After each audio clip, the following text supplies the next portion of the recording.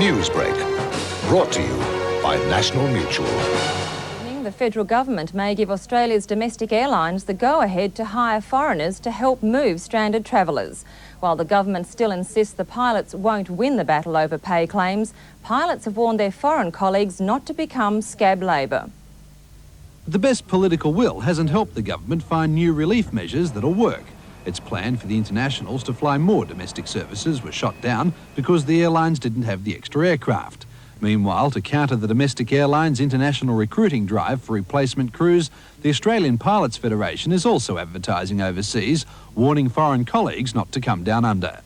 The job offers have been extended to the 1,600 local pilots who quit last week, but from the union, this advice on what to do with the new employment contracts. Just make a bit of room in your rubbish bins at home. Stephen Fennelly, National 9 News. Former chairman of the failed Rothbulls Bank, Laurie Connell, has denied he's guilty of deceiving shareholders and creditors. A hockey game was no escape from the media spotlight, but it allowed Mr Connell to break his long silence.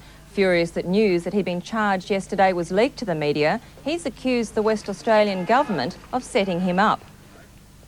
I'm innocent of any of these charges that have been brought, that I'm going to defend them absolutely to the hilt, and that one thing I'm not going to be is a political scapegoat for Peter Dowding or anyone else.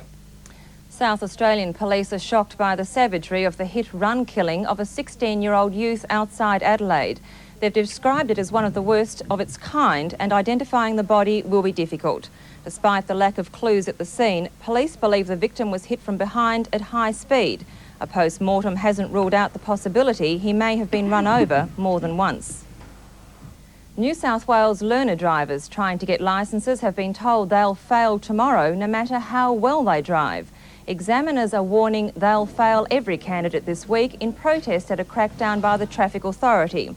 The state government is concerned that too many new drivers are unsafe, so they're targeting examiners by retesting drivers they've passed. After finding wide discrepancies, 4 examiners were sacked, but their union says new guidelines are too strict. The dispute coincides with the release of a report alleging corruption amongst the examiners. And in rugby league today, St George went down against Canberra 30-16. Cronulla were too good for Wollongong 46-14. Manly 20 against West 14. East 38 beat the Giants 8. And Balmain 33 defeated Penrith on 6.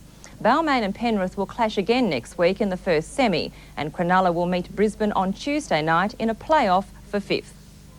Now looking at the weather, it'll be fine around most of the country tomorrow. Sydney will have a top temperature of 18 degrees.